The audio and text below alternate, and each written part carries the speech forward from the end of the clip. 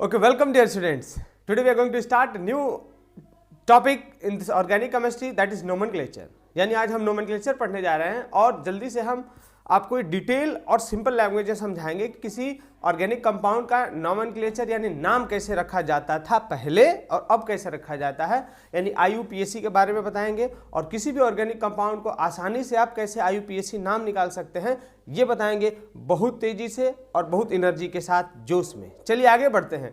यानी आज हम स्टार्ट करें नोमेनक्लेचर। हमने बायो के सारे चैप्टर्स को कंप्लीट किया है, पूरा वीडियो आप देखिए, और ज्योग्राफी सब्जेक्ट्स कंप्लीट हो चुके हैं। हम तीसरे पे आ चुके हैं ऑर्गेनिक केमिस्ट्री, और याद रहे इसके बाद हम जाएंगे फिजिक्स पे। ठीक है, तो घबराओ नहीं। कुछ बालक बोलते हैं हे प्रभु, हे हरिनाम, ये क्या हो गया, तो घबराओ नहीं। मैं सारा सब्जेक्ट इसका स्टार्ट कर चुका हूं। अगर आप मेरे साथ नहीं हैं तो जरूर एग्जाम के बाद या एग्जाम आते आते आपका गामछा भी खुल जाएगा। इसलिए पूरे मेहनत और शिद्दत के साथ पढ़ें, ईमानदारी से पढ़ें। चलिए स्टार्ट करें ऑर्गेनिक केमिस्ट्री।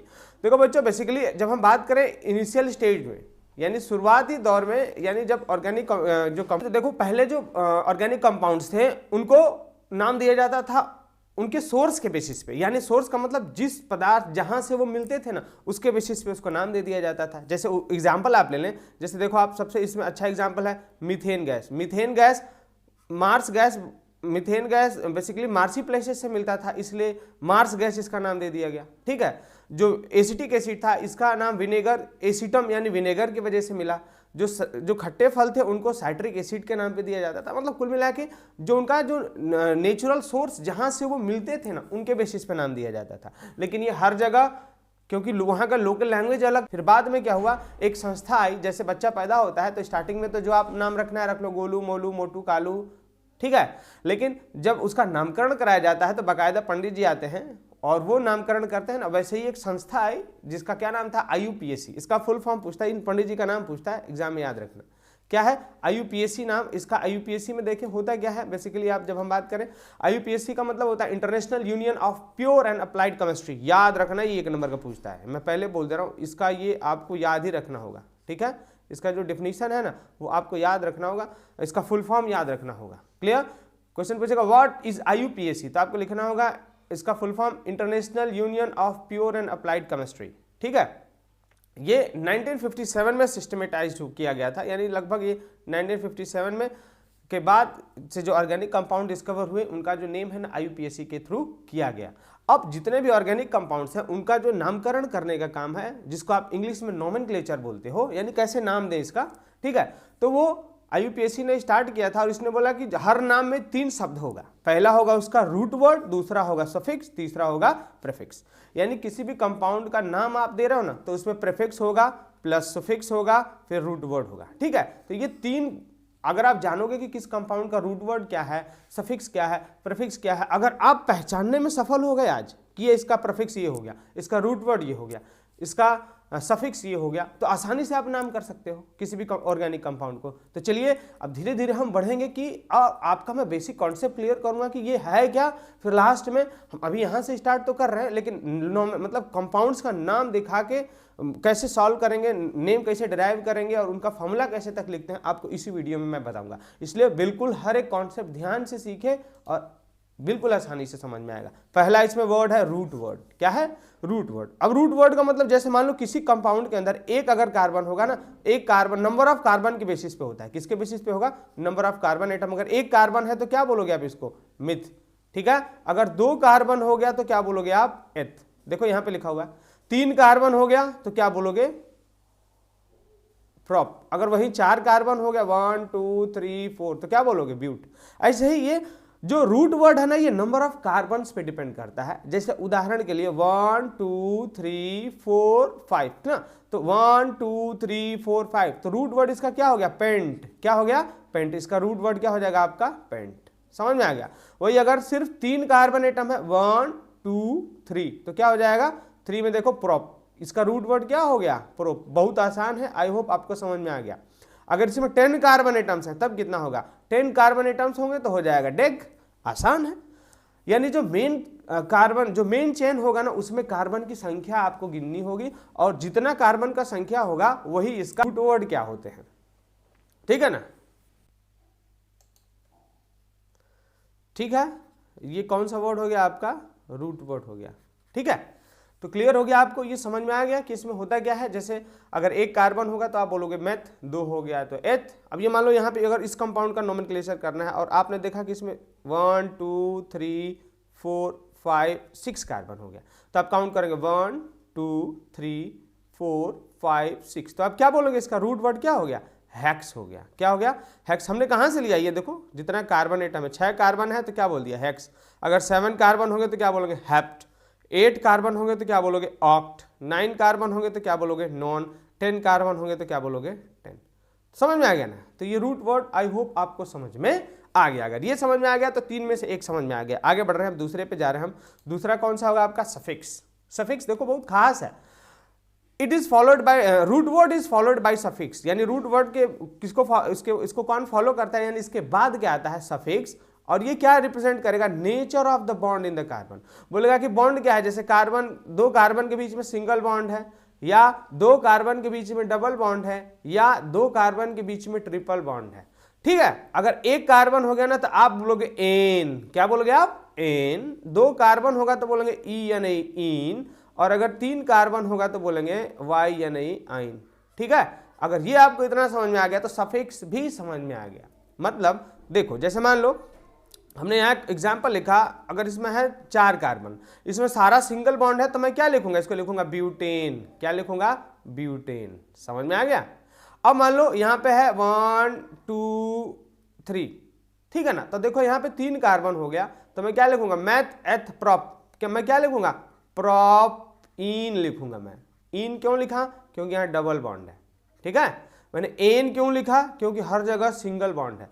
ऐसे ही अगर मान लो मैं यहाँ पे कोई कंपाउंड लिख दे रहा हूं जिसमें यहाँ ट्रिपल बॉन्ड हो गया, ठीक है, तो आप क्या लिखोगे, 1 2 3 4, क्या लिखेंगे यहाँ पे, ब्यूटाइन। क्या लिखेंगे, ब्यूटाइन। अभी इसका बाकी जो पोजीशन वगैरह जो है वो हम आपको आगे समझा रहे हैं, अभी बस ऐसे मैं आपको सफिक्स समझा रहा हूँ। ठीक है ना, समझ में आ गया। तो अगर ट्रिपल बॉन्ड प्रेजेंट होगा तो आप उसमें क्या लिखोगे, आइन। देखो अगर सिंगल बॉन्ड होगा तो एन लिखेंगे, डबल बॉन्ड होगा तो इन लिखेंगे, और अगर ट्रिपल बॉन्ड होगा तो आइन लिखेंगे।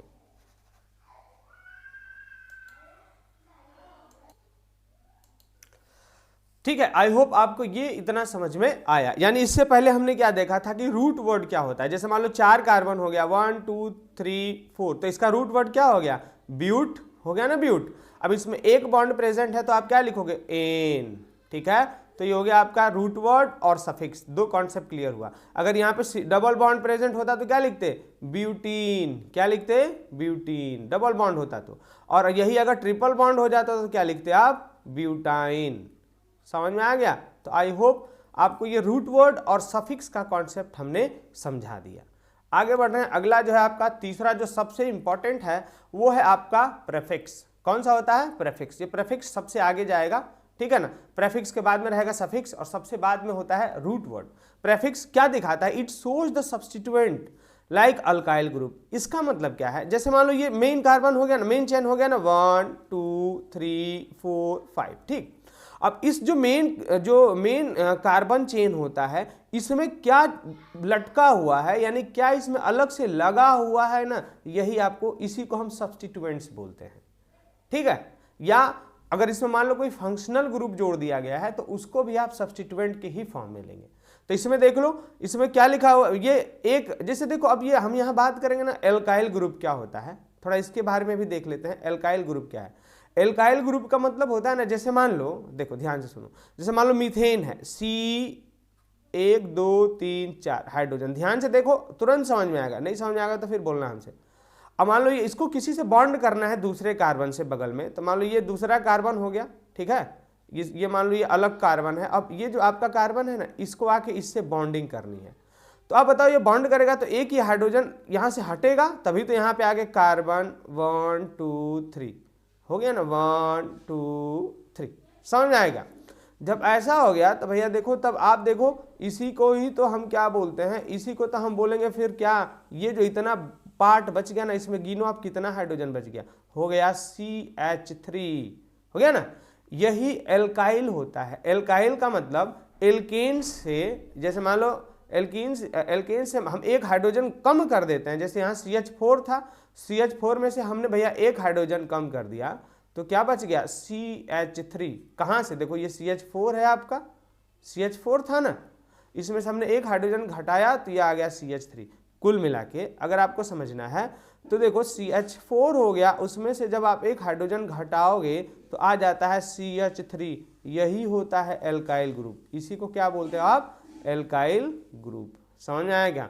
ये सारे एल्केन्स का बन सकता है, मतलब जो भी कंपाउंड अगर कार्बन है उसको बॉन्ड बनाना है तो एक हाइड्रोजन तो उसके रिप्लेस करेगा ना बॉन्ड के फॉर्म में, तो उसका एक हाइड्रोजन कम हो जाना ही एल्काइल होता है। क्या होता है ये, एल्काइल होता है। अब आप इसको देखें, उदाहरण के लिए देखें, देखो यहाँ पे हमने यहाँ दिखा हुआ है एल्काइल ग्रुप। एल्काइल ग्रुप्स क्या है, obtained by removing one atom of hydrogen from the alkanes molecule.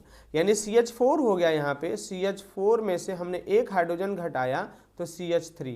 तो अब देखो, अब इसको नाम कैसे करेंगे, यानी जो ये एल्काइल ग्रुप है जो ये चिपका हुआ है मेन कार्बन में, जैसे मान लो यहाँ हो गया ना, मान लो इस मेन कार्बन में, चलो हम बात कर रहे हैं यहाँ देख लेते हैं, ठीक है ना। मीथेन अब यहाँ पे बॉन्डेड है ना, तो इसको हमने बोला, अब ये CH4 था, अब CH3 के फॉर्म में है, क्योंकि एक तो इसका जो हाइड्रोजन है वो एक जो इलेक्ट्रॉन है वो इसके साथ बॉन्ड बनाने में चला गया ना, इसलिए CH3 लिखते हैं। तो एक था, एक ही कार्बन है ना, इसमें एक कार्बन है तो क्या बोलेंगे, मिथाइल। क्या बोलेंगे, मिथाइल। और अगर दो कार्बन हो गए, जैसे मान लो यहाँ पे हमने बनाया 1 2 3 4, मान लो यहाँ पे C2H5 है, यहाँ दो कार्बन हो गया ना, हम क्या बोलेंगे इसको, इथाइल। क्या बोलेंगे, इथाइल। 3 हो गया तो प्रोपाइल। अब ये जो सीक्वेंस बना है टेबल का, आप उसको यहाँ से देख सकते हैं। जैसे मान लो अगर एक हाइड्रोजन के जुड़ने से, यानी मीथेन से क्या बनेगा, CH4 से क्या बनेगा, मिथाइल। CH3 एक हाइड्रोजन घटेगा ना इसका, इसमें हम इधर जाएंगे तो सिर्फ -1 हाइड्रोजन कर देना है, तो मिथाइल हो गया। यहाँ से क्या हो गया, C2H6 से एक हमने घटा दिया तो क्या बन गया, C2H5 बन गया। इसे क्या बोलेंगे, इथाइल। ये नामकरण हम किस बेसिस पे कर रहे हैं, नंबर ऑफ कार्बन। एक कार्बन तो मिथाइल, जैसे पहले हमने याद किया था ना मीथेन, वही सेम यहाँ भी है। दो कार्बन तो इथेन। अगर यहाँ पे 3 कार्बन होगा C3H8 तो क्या हो जाएगा, प्रोपाइल। अब इससे जब एक हाइड्रोजन हम घटाएंगे तो यहाँ C3H7 बच जाएगा। क्यों, देखो 3 2 5 2 7, यानी C3H7। ठीक, ऐसा अगर मिलेगा आपको एल्काइल ग्रुप तो बोलेंगे प्रोपाइल। फिर 4 होगा तो ब्यूटाइल, 5 होगा तो फिर पेंटाइल, 6 होगा तो हेक्साइल। तो ये एल्काइल ग्रुप क्या है, कुछ नहीं है। एल्केन्स जब बॉन्ड बनाते हैं किसी के साथ तो एक उनका जो हाइड्रोजन का नंबर है ना वो घट जाता है, और वो जो इलेक्ट्रॉन इनका जो हाइड्रोजन के साथ शेयर कर रहा होता है इलेक्ट्रॉन, वो अब उस कार्बन के साथ बॉन्डिंग बनाने में खर्च हो जाता है। इसलिए आप एक घटे हुए जो कंपाउंड बना उसको आप क्या बोलते हो, एल्काइल ग्रुप बोलेंगे। ठीक है, आई होप आपको ये समझ में आ गया। हमने एग्जाम्पल के लिए यहाँ पे आ जाओ, दिखा दे रहे हैं आपको। देखो हाँ देखें, जैसे अगर हम यहाँ की बात करें तो ये 1 2 3 4 5 है ना, तो यहाँ एक ही कार्बन अटैच है, किस पे, दूसरे नंबर पे। तो आप अब देखो यहाँ आपके दिमाग में ये भी आएगा कि सर इधर से हमको काउंट करना था 1 2 3 4 5, तो ये गलत हो जाएगा। क्यों, क्योंकि जब सब्स्टिट्यूएंट्स की काउंटिंग करते हैं ना, तो उसमें जो इसका कम नंबर होना चाहिए ना, वही, जैसे देखो मान लो मैं इधर से काउंट कर रहा हूँ तो हो गया 2 मिथाइल, क्योंकि दूसरे नंबर पे मिथाइल जुड़ा हुआ है तो हमने क्या लिख दिया, 2 मिथाइल। अगर मैं इधर से काउंट कर रहा हूँ तो 1 2 3 4, मैं यहाँ लिखता क्या, 4 मिथाइल, लेकिन ये गलत हो जाता। क्यों, क्योंकि जब आप नंबरिंग कर रहे हो ना, तो जो सब्स्टिट्यूएंट्स हैं इनका जो नंबर कम आता है ना वो सही होता है, लेकिन जो ज़्यादा आता है ना उसको आप गलत मानते हो, ये नहीं लेते हैं। ठीक है, तो ये वाली नंबरिंग सही है, ये वाली नंबरिंग गलत है। अगला देख लेते हैं इसमें 1 2 3 4 5। अभी बताओ किस पे ये जुड़ा हुआ है, 1 2 3, तो क्या बोलेंगे आप इसको, 3 मिथाइल बोलेंगे। ठीक है ना, चलो इधर से भी आप कर लो नंबरिंग, 1 2 3 4 5, दोनों पे तो 3 3 है, तो आप किधर से भी करोगे आंसर आएगा सेम। तो सब्स्टिट्यूएंट्स यानी अल्काइल्स, आई होप आपको समझ में आ गया। अगला हम बात करें फंक्शनल ग्रुप्स की। देखो तो फंक्शनल ग्रुप जो होते हैं ना, आप अल्कोहल हो गया, कार्बोक्सिलिक एसिड हो गया, ये सब जितने भी फंक्शनल ग्रुप्स हैं आपको ना इनका वो फॉर्मूला याद करना होता है थोड़ा सा। जैसे ये टेबल याद करना होगा आपको, ये टेबल से आपको पता चल जाएगा। जैसे देखो डबल बॉन्ड, यहाँ देख लो, अल्कोहल के लिए क्या है, R यानी CH3 के बाद हमने इसमें क्या ऐड किया है, OH। ठीक है, यानी देखो ये OH की वजह से क्या है, अल्कोहल है, आपने इसको OL नाम दिया, तो अल्कोहल। अब आपको पहचानना होगा भैया, देखो मेहनत तो यहाँ पे ऑर्गेनिक केमिस्ट्री में बस यही करना होता है। अब देखो ROR, ठीक है ना। देखो यहाँ पे आर ओ आर का मतलब, यहाँ आर का मतलब होता है ना ये CH3, यानी कोई भी ये मिथाइल इथाइल कुछ भी हो सकता है, इसलिए आप इसको आर ले लेते हैं। और यहाँ पे देखो आर ओ आर होगा तो ये कौन सा हो गया, डाइल इथाइल ईथर हो गया। एल्डिहाइड के लिए CHO होगा, ये देखो ये हो गया। आप इसको इससे पहचान सकते हो CHO, ठीक है। तो ये क्या हो गया आपका एल्डिहाइड हो गया। C डबल बॉन्ड O होगा ना तो ये कीटोन हो जाएगा। कार्बोक्सिलिक एसिड COOH होता है, देखो यहाँ पे देखो आप COOH, तो क्या हो गया एसिटिक एसिड, ठीक है। यहाँ पे C डबल बॉन्ड O से इसको पकड़ोगे आप। ईथर जो हो गया, यहाँ पे देखें आप ये इथाइल एसिटेट, ये ईथर जो होता है देखो C डबल, इसमें ना इससे आप पकड़ लेते हैं, ठीक है, क्लियर। तो आपको यहाँ पे थोड़ा अमाइंस NH2 NH3 होगा, NH2 से आप पकड़ लेते हो, और अमाइड भी CO NH2, ठीक है। तो देखो कुल मिला के आपको यहाँ पे थोड़ा सा मेहनत करना होगा। अब ये तुरंत बैठ के याद करोगे तो नहीं याद होगा, आप इसको प्रैक्टिस करेंगे ना तो अपने आप 2-3 बार में याद हो जाता है। तो ये फंक्शनल ग्रुप्स हैं। अब ये फंक्शनल ग्रुप मैं क्यों पढ़ा रहा हूँ, जैसे मान लो अगर यहाँ पे, जैसे यहाँ पे हो गया जैसे कार्बन 1 2 3 4 OH अगर हो गया, तो अब आप इसका नाम अलग से करेंगे ना, जैसे मान लो 1 2 3 4, तो क्या हो गया रूट वर्ड हो गया ब्यूटेन। अब ऑल आ गया तो क्या लिखोगे ब्यूटेनॉल, ठीक है। ये ऑल क्यों, ये क्या दिखा रहा है, ये अल्कोहल है, क्या दिखा रहा है अल्कोहल है, और ये OH की वजह से। तो यहाँ पे देखो ना फंक्शनल ग्रुप में OH में हमने क्या लिखा है अल्कोहल। तो इसलिए अब से कोई जरूरी नहीं है कि जो आपको नोमेनक्लेचर करने के लिए ड्रा करने के लिए आ रहा है सिर्फ उसमें कार्बन हाइड्रोजन यानी हाइड्रोकार्बन ही हो, उसमें बाकी फंक्शनल ग्रुप भी हो सकते हैं, फ्लोरीन क्लोरीन ब्रोमीन अल्कोहल कुछ भी हो सकता है। तो इसलिए आपको ये फंक्शनल ग्रुप याद होने चाहिए, ठीक है। कुछ इनकी प्रॉपर्टीज है वो देख लेते हैं। Functional group is defined as an atom, underline कर लेंगे आप, याद भी कर लेंगे, एटम और group of atom joined in a specific manner विच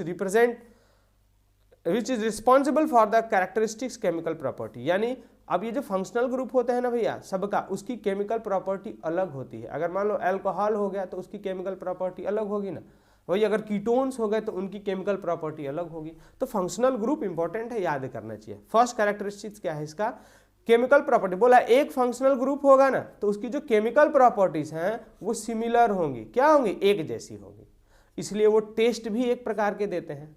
अगला, केमिकल और physical properties different functional group के क्या होंगे अलग होंगे, ये तो सिंपल है, वो टेस्ट भी अलग देंगे।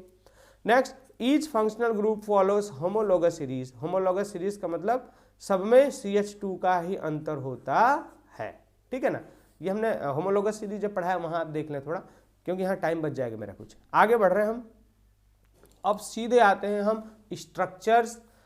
स्ट्रक्चर्स क्या हैं और कितने प्रकार के स्ट्रक्चर बनते हैं, यहाँ से इंपॉर्टेंट देखो आपको ये मैं क्यों बता रहा हूँ, क्योंकि आप आइसोमेरिज्म बनाएंगे ना तो देखो उसमें कार्बन आइसोमर्स जब बनाते हैं तो कार्बन स्केलेटन स्ट्रक्चर काम कर जाता है। नॉर्मल लिखना होता है, नॉर्मली अगर आप जैसे रिएक्शन करा रहे हो तो इसमें कंडेंस्ड या एब्रिवेटेड फार्मूला जो है वो चल जाता है। स्ट्रक्चरल फार्मूला जब तक एग्जाम में नहीं पूछे ना तो नहीं इसका काम पड़ता है, क्योंकि बहुत देख रहे हैं बहुत कॉम्प्लिकेटेड है, मतलब आसान है बहुत बड़ा लिखता है। तो सवाल यहाँ पूछता है एग्जाम में क्या पूछा है, इसके बेसिस पे आपको वहाँ ड्रा करना होता है। चलो देख लेते हैं। Formula that shows how atom of different atom are linked together. कह रहा है कि मॉलिक्यूल में अलग अलग जो एटम्स है ना वो आपस में कैसे लिंक्ड हैं, इनके बेसिस पे आप इसको क्या बोलते हो स्ट्रक्चरल फार्मूला बोलते हो। जैसे चलो हमने एग्जांपल ले लिया पेंटेन का। पेंटेन क्या होता है, स्ट्रक्चर जो हो जाएगा आपका हो गया, जैसे मान लो हमने एग्जांपल लिया है पेंटेन C5H12, ठीक है ना। C5H12 जब हो गया तो ये जो पेंटेन जो स्ट्रक्चर होता है ना इसमें देखें खास क्या है, इसमें खास यही होता है कि अब इसमें जैसे C5H12 हो गया तो स्ट्रक्चरल फार्मूला में आपको ये क्लियरली साफ साफ अलग अलग दिखाना होता है कि ये कैसे ये इसमें कार्बन में हाइड्रोजन अटैच है, ठीक है ना। अब ये दिखाने के लिए आपको थोड़ा सा इसमें मेहनत करना होगा। जैसे देखें, जैसे पेंट हो गया, पेंट में कितने कार्बन है 1 2 3 4 5 हो गया। अब हाइड्रोजन कितने हैं 12, तो देखो हर कार्बन से आप काउंट करें 1 2 3 4, देखो कार्बन में हमेशा 4 बॉन्ड ही होते हैं इसीलिए टेट्रावेलेंट होता है, ठीक है ना। तो देखो हर कार्बन बॉन्ड ही देखें 1 2 3 4 आप काउंट करते चले जाएंगे और अब ये आपको लास्ट में ये मिलेगा ना, जैसे दूसरे कार्बन से भी अटैच होगा ये, तो एक बॉन्ड यहाँ भी हो गया। देखो इस कार्बन से देखो 1 2 3 4 ऐसे, तो आप काउंट करें 1 2 3 4, तो ये वाला जो स्ट्रक्चर बना ना आपका अलग अलग, ये आसान होगा बनाना आपको। आप इसमें क्या करेंगे, पहले 5 कार्बन खींच देना, ठीक है। इसके बाद सारे कार्बन पे एक एक अलग अलग से आप बॉन्डिंग बना देंगे और काउंट करेंगे कि हर कार्बन पे 4 बॉन्ड होना चाहिए। जैसे चलो इसको ले लिया मैं, इस पर देखते हैं 1 2 3 4, ठीक है ना। ऐसे आप अपने आप ऑटोमेटिकली एडजस्ट करेंगे तो C5H12 आ जाएगा। कंडेंस फार्मूला किसको बोलते हैं? कंडेंस फार्मूला में देखो आप ये इतना मतलब कि हाइड्रोजन वगैरह ये लाइन ड्रॉ करके नहीं बनाते। जैसे मान लो पहले वाले पे कितना हाइड्रोजन है, इसको देखो, चलो इस पे हाइड्रोजन कितना है, CH1 2 3, तो यहाँ आपने लिख दिया CH3। दूसरे वाले पे देखो, इस पे CH2, आप यहाँ क्या लिख देंगे CH2। तीसरे पे देख लो, चलो C हो गया H2, यहाँ मैंने लिख दिया CH2। चौथे पे देखो क्या हो गया CH2, फिर यहाँ भी हो गया CH2, ठीक है ना। अब यहाँ पे हो गया कौन सा, यहाँ पे हो गया CH3। यहाँ एक थोड़ा ज़्यादा ये आ गया, जैसे 1 2 3 4 5 6 ये एक ज़्यादा आ गया, ठीक है ना। तो आप यहाँ पे क्या ले लोगे, इस पे देखो लास्ट वाले पे CH3 है, तो यहाँ हमने CH3 लिख दिया। चाहे यही लिखो ये लिखो, बात एक ही है। थोड़ा ये आप इसको फैला के लिख देते हो, जिसमें समझ में आता है कि कार्बन से हाइड्रोजन कहाँ कहाँ बॉन्ड किया है, इसको आप डायरेक्ट लिख देते हो। नॉर्मली इसी का हम यूज़ करते हैं, ठीक है ना। जब तक एग्जाम में नहीं पूछे कि draw the structural formula of pentane, तब तक आप ये नहीं ड्रॉ करेंगे, ठीक है ना। आप इससे काम चला लेंगे। और इसका जो कार्बन स्केलेटन स्ट्रक्चर होता है, जैसे आप आइसोमर वगैरह बनाते हो ना, जैसे मान लो 1 2 3 4 5 हो गया। अब इसका आइसोमर बनाना है तो 1 2 3 4 आप यहाँ बना देंगे, एक आइसोमर बन गया। तो आइसोमर्स बनाने के लिए कार्बन स्केलेटन का हम यूज़ करते हैं, ठीक है। कुल मिला के ये स्ट्रक्चर थे। देखो बच्चों, इसको आप अगर सीरियसली मतलब ये छोटी छोटी बातें जो होती है ना, उसको जो ध्यान से नहीं देते हैं ना, तो जो थोड़ा बच्चे कुछ जो कमज़ोर होते हैं ना, उनका ये सब कॉन्सेप्ट नहीं आता है समझ में, इसलिए हमने इसको डिटेल में लिया है, ठीक है। चलिए आगे बढ़ रहे हैं। Now rules of nomenclature of organic compound, ये खास है, यानी आपको जितने भी रूल्स पढ़ने हैं वो सारे अब यहाँ आ जाएंगे। कौन कौन से रूल्स हैं नोमेनक्लेचर में, हम उसको पढ़ेंगे अभी, ठीक है ना। चलो फर्स्ट देखते हैं, select the longest carbon chain. देखो फिर से मैं बोल रहा हूं, ध्यान से देखें। हे प्रभु, हे श्री राम, ध्यान से देख, इधर नहीं गामछा खुल जाएगा, इधर देख। अब सेलेक्ट द लॉन्गेस्ट चेन, सबसे पहले जो आपको कार्बन मिले ना, उसमें सबसे बड़ा जो लंबा चैन होता है ना, उसको ढूंढना होता है। जैसे मान लो 1 2 3 4 5 6, ठीक है। और जो लॉन्गेस्ट चैन होता है ना, उसको हम पेरेंट चेन भी बोलते हैं। तो इसमें काउंट करेंगे आप 1 2 3 4 5, तो इसका रूट वर्ड क्या हो गया, हेक्स हो गया। ये तो मैंने आपको बताया था, इसका रूट वर्ड क्या हो गया, हेक्स। देखो आसान है, बहुत हल्के में नहीं लेना है, समझते जाएंगे। अब मान लो ये वाला हो गया दूसरा वाला स्ट्रक्चर। चलो दूसरे स्ट्रक्चर का बताओ। मान लो इसका मैं अगर स्ट्रक्चर ड्रॉ कर रहा हूं, तो मान लो मैंने इसका नोमेनक्लेचर किया 1 2 3 4 5, एक ये प्रोबेबिलिटी हो गया। अब देखो 1 2 3 4 5 6 7 8, एक तो ये हो गया। दूसरा देख लेते हैं 1 2 3, मतलब दोनों साइड से सेम आएगा।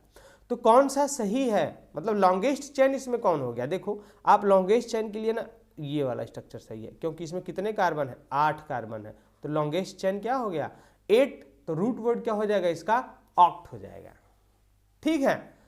लॉन्गेस्ट चेन ढूंढना बहुत आसान है, थोड़ा सा मेहनत करना होता है। जैसे मान लो अगर चलो आप इधर से स्टार्ट कर रहे होते तो क्या होता, ठीक है ना। तो 1 2 3 वो भी तो बीच में ही आ जाता। आपको लॉन्गेस्ट चेन ऐसे ही सेलेक्ट करना है, ठीक है ना, समझ में। तो यहाँ पे रूट वर्ड क्या हो गया आपका, ऑक्ट हो गया। नाउ सेकंड, अगर ये ब्रांच्ड है, ब्रांच्ड अगर हो जाए तो फिर क्या करेंगे, देखें थोड़ा ये स्ट्रक्चर ना कट गया इसका। मान लेना कि ये सब कार्बन है, ठीक है, 1 2 3 4 5 6 7 ये कार्बन ही है। देखें इस केस में अगर हम लॉन्गेस्ट चेन फाइंड आउट करें, तो मान लिया हमने 1 2 3 4 5 6 7 हो गया। यहां से अगर आप ले रहे हो तो 1 2, तो ये वाला तो बड़ा हो गया, ये तो समझ में आ गया। अब आप बोलोगे सर इधर से लीजिए, चलो अगर मैं इधर से ले रहा हूं तो 1 2 3 4, ये हो गया आपका 5, ये हो गया 6, ये हो गया आपका 7। हम मैंने पहले ही बोला था कि जो इसमें सब्स्टिट्यूएंट्स यानी जो मिथाइल ग्रुप अटैच है उसका नंबरिंग कम आना चाहिए। तो आप इधर से करोगे तो देखिए तो 5वां नंबर आ गया, और अगर मैं इधर से कर रहा हूं तो ये तीसरे नंबर पे आ गया। तो कौन सा सही होगा, यही वाला सही होगा। आप इसको क्या बोलोगे, क्या बोलोगे इसको 3, फिर मिथाइल। अब इसमें लॉन्गेस्ट चेन क्या हो गया, देख लो मैं थोड़ा इसको इरेज करके दिखा रहा हूँ, फिर से एक बार मैं इरेज कर दे रहा हूँ। इसका लॉन्गेस्ट चेन फाइंड करने में हम लोगों को आसानी होगी। अब देखें इसका जो लॉन्गेस्ट चेन हो गया वो कौन सा हो गया, इसका लॉन्गेस्ट चेन हो गया 1 2 3 4 5 6 7, 3 मिथाइल, ये क्या हो जाएगा, हेप्टेन। क्या हो जाएगा, हेप्टेन। समझ में आ गया, 3 मिथाइल फिर क्या हो गया, हेप्टेन।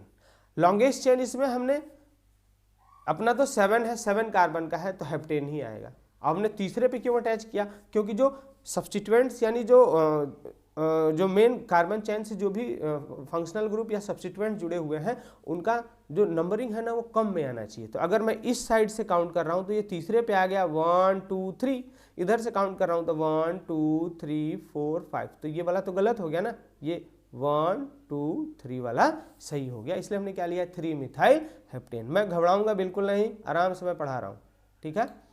आपको अगर घबराहट हो रही है तो वीडियो रोक देना, बाद में फिर आके देख लेना। Now third, numbering of the longest chain, यानी आप नंबरिंग जो लॉन्गेस्ट चेन का है उसको कैसे करेंगे, ठीक है ना।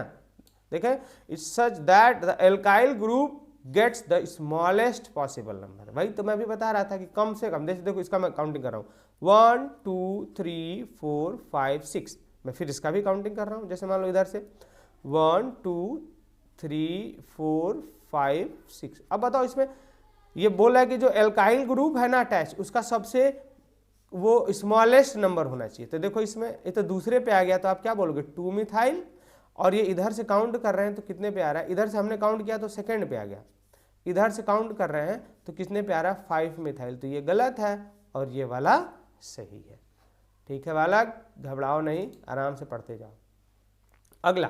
अगला रूल है position of the alkyl groups, यानी बोला कि जो भी एल्काइल ग्रुप्स हैं इनका जो पोजीशन है that is indicated by writing the position and name of the alkyl group before the parent hydrocarbon. यानी कहाँ लिखोगे, जैसे आपने बोला ना 2 इथाइल 3 मिथाइल जितना भी आया, ये जो पेरेंट कार्बन चेन यानी जो रूट वर्ड है ना, ये रूट वर्ड हो गया और ये आपका हो गया क्या सफिक्स। रूट वर्ड और सफिक्स के आगे लिखेंगे, कहाँ लिखेंगे आगे। जैसे देखो हम इसकी बात करें तो देखो 1 2 3 4 5 6, ये हो गया एक। अब चलो दूसरा देख लेते हैं 1 2 3, ये हो गया 4 5 6 7। तो लॉन्गेस्ट चेन कौन सा है, लॉन्गेस्ट चेन ये वाला सही है क्योंकि इसमें कितने हैं 7 है, इसलिए इसका रूट वर्ड क्या हो गया हेप्ट। सब में सिंगल बॉन्ड है इसलिए क्या लिखा हमने एन। देखो समझ में आ गया है ना। अब देखो ये किस कार्बन पे जुड़ा हुआ है, फर्स्ट सेकंड थर्ड कार्बन पे जुड़ा है 2 कार्बन, तो 2 कार्बन है तो मेथ नहीं एथ बोलेंगे, क्या बोलेंगे एथ। तो क्या लिखेंगे, तीसरे कार्बन पे जुड़ा है तो उसका नंबर लिखेंगे 3 इथाइल हेप्टेन। समझ में आ गया, समझ में आया ना आपको, कौन सा हो गया आपका 3 इथाइल हेप्टेन। क्लियर, ठीक है। इसमें भी देखो आप मान लो अगर इसको आप इसी को अगर आप सीधा कर दे रहे हो, मतलब इसको अगर सीधा कर देंगे ना तो ये वाला जो चैन है ये आ जाएगा इधर, ऐसे बन जाएगा इस फॉर्म में, ये नीचे आ जाएगा। मतलब इस कार्बन पे हमने जो ये हमारा ये वाला जो लाइन है ना, इसको मैं अगर सीधा कर दे रहा हूँ तो यही बन जाएगा, नीचे वाला सीधा हो गया। ये थर्ड पे फर्स्ट सेकेंड थर्ड पे देखो ये 2 ग्रुप आ गया, ठीक है, 4th 5th 6th 7th, ठीक है। तो ये और ये स्ट्रक्चर सेम ही है, बस इसको थोड़ा ये इसको अरेंज करके स्मार्टली अलग फॉर्म में कर दिया है, आंसर दोनों का सेम होगा, ठीक है।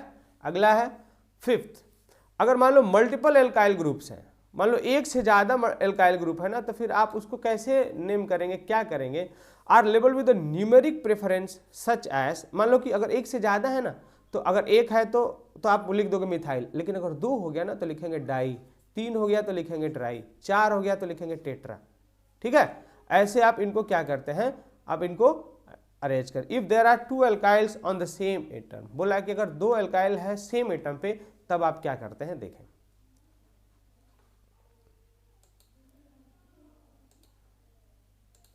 ठीक है, इसमें देख ले, if there are 2 alkyl on the same carbon, जैसे ये कार्बन हो गया ना, मान लो ये कार्बन, इस पे देखा हमने कि एक ये एल्काइल हो गया और ये दूसरा हो गया, देन नंबर इज रिपीटेड कर रहा है, तो ये नंबर रिपीट होता है। जैसे ध्यान से देखें आप, जैसे मान लो ये 4 कार्बन हो गया, जो मेन चेन है 1 2 3 4, ध्यान से देखते जाओ।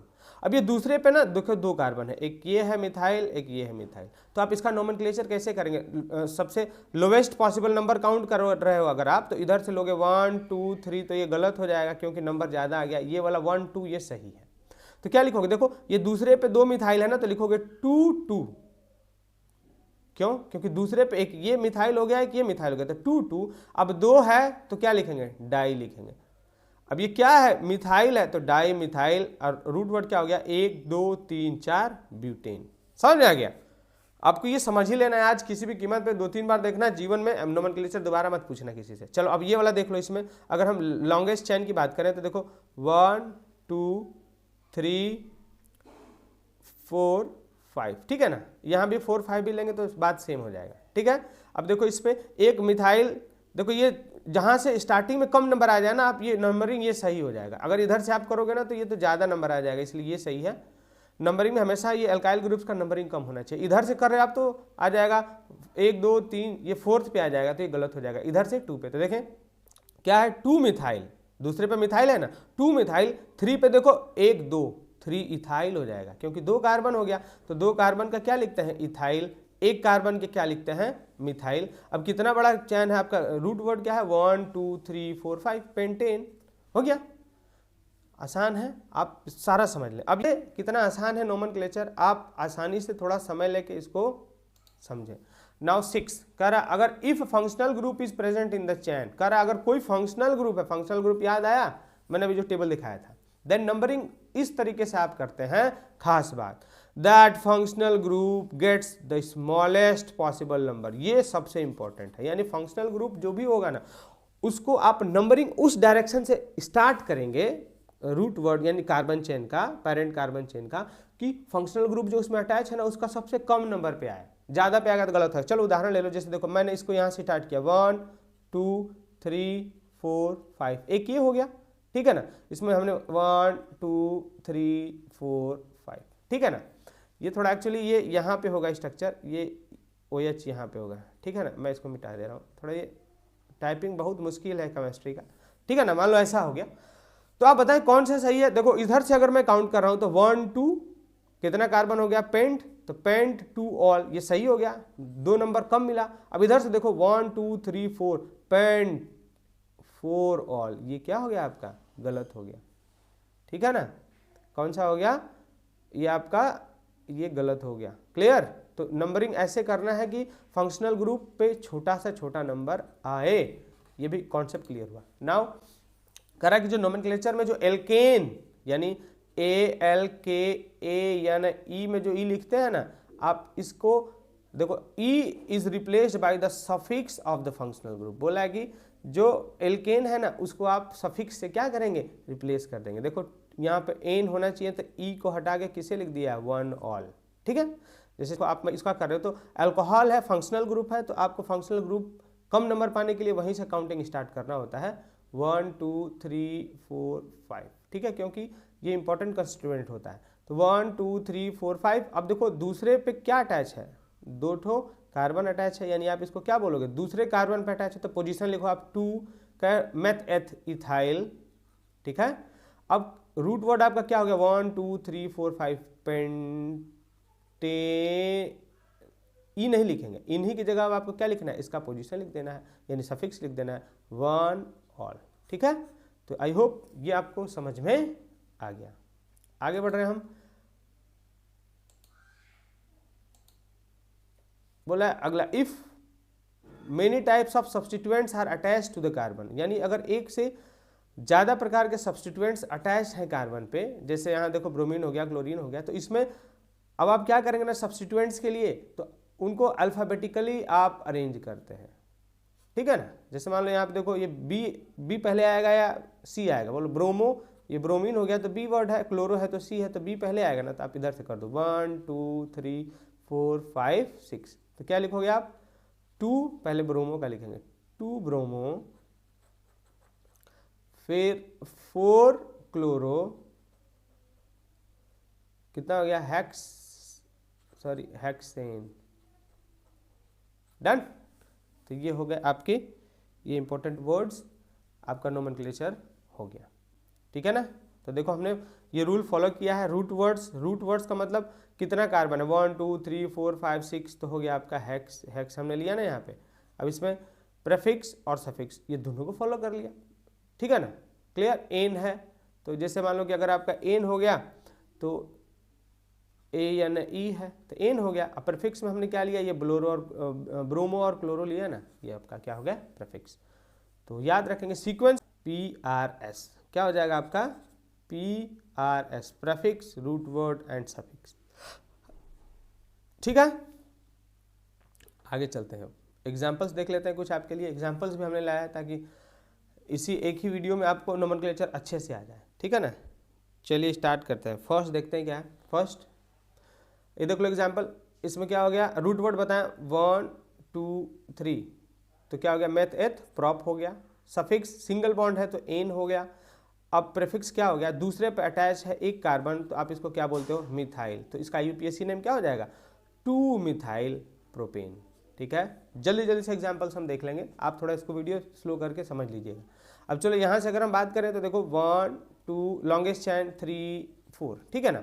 अब इसमें देखो सेम है मीथेन मीथेन मिथाइल मिथाइल, तो ये दूसरे पे अटैच है और तीसरे पे, यानी इसका जो रूट वर्ड क्या हो गया इसका ब्यूट हो गया, और सिंगल बॉन्ड है तो एन हो गया।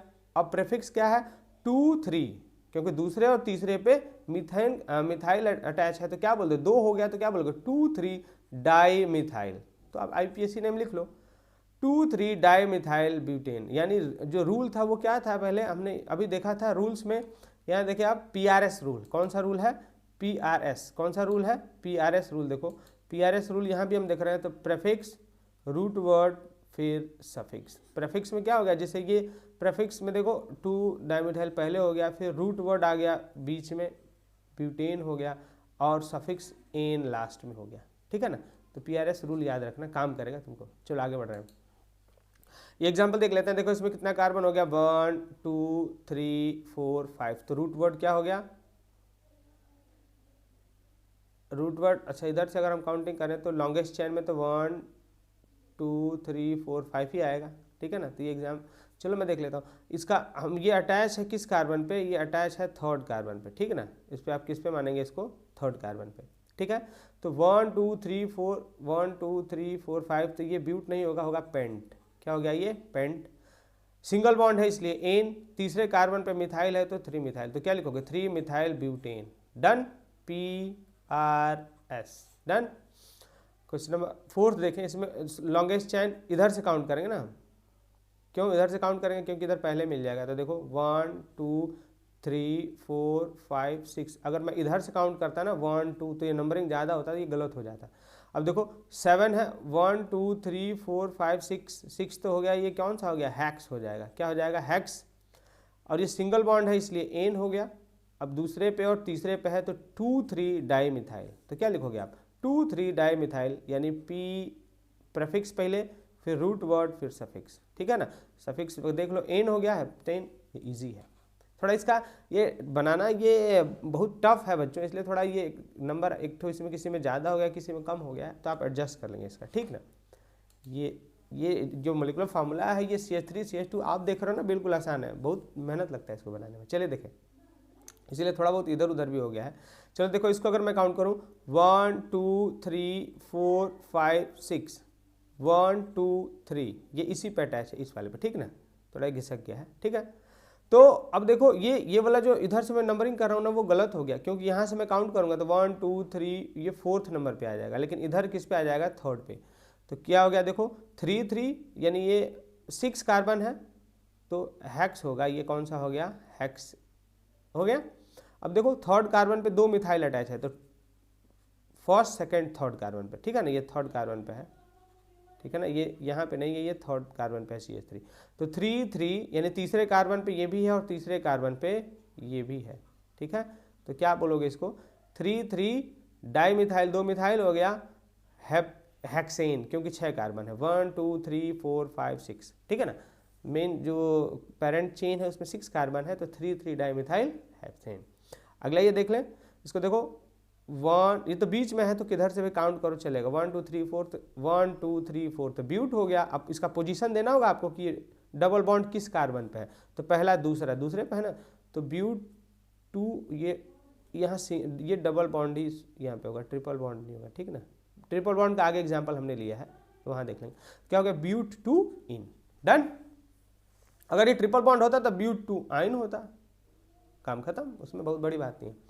नाउ एग्जाम्पल नंबर 7 CH3, ये अगर हो गया, देखो आप इधर से काउंट करोगे तो ज़्यादा नंबर आएगा, इधर से कम नंबर पे आ गया, तो 1 2 3 4 5 कम नंबरिंग मिलेगा डबल बॉन्ड को ना, और ये अटैच ग्रुप को भी। तो देखो फर्स्ट सेकंड थर्ड कार्बन पे अटैच है ये, तो क्या लिखोगे आप, फर्स्ट सेकंड थर्ड यानी 3 मिथाइल, क्योंकि तीसरे पे अटैच है। कितना कार्बन है, इसका रूट वर्ड 1 2 3 4 5 पेंट। अब डबल बॉन्ड किस पे है, ये इसका पोजीशन बताना होगा, दूसरे पे है तो पेंट टू इन।